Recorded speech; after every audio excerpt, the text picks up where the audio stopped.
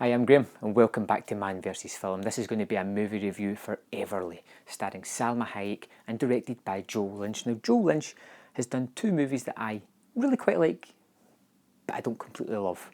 He did Wrong Turn 2, which in my opinion is the best of that series, and he also did The Knights of Badassdom. A really interesting larking kind of horror comedy movie that I thought was really fun and just kind of slipped into obscurity because of behind the scenes issues. Now he returns to the big screen with this really inventive idea that's kind of been tread along before.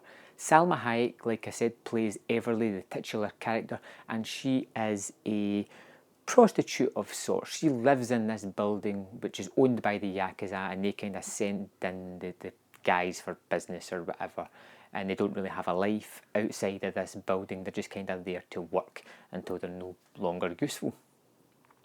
Everly has had enough of this, and she's been saving for a rainy day to get out of this situation that she's been put in. And now that situation has arisen. She has killed, during a struggle, one of the high-up Yakuza members, and now they are coming for her.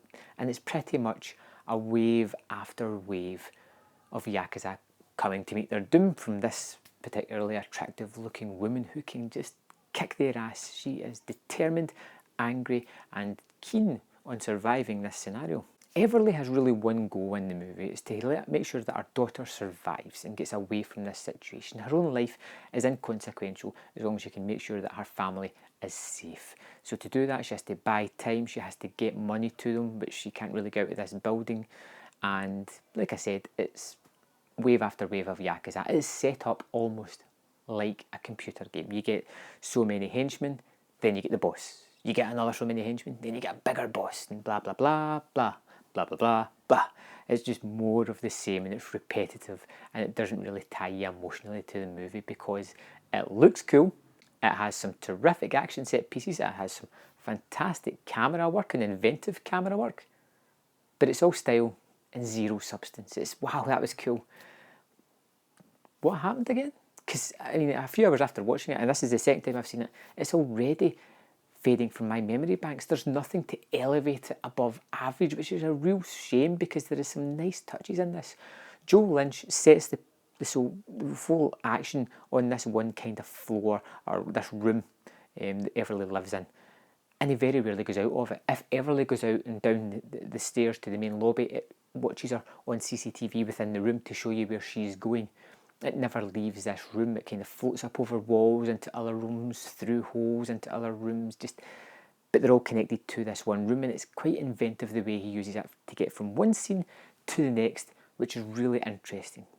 But you're not really invested in anything here. It's cool when it's nothing more than that, and sometimes that's just not enough, like it is in this case. I've watched Everly a couple of times, and every time I watch it, I want to love it. I'm excited by the way it starts, and then I kind of get used to the repetition, and for lack of a better word, I get bored during it, which is a real shame. Like the director, like the star, like the idea, execution, not so great. I gave Everly 2.5 out of 5. I want to love it more. Should I love it more? Should I resent this movie because it doesn't give me what I want? Let me know in the comment box what you thought of Everly, and I will see you next time on Man vs Film.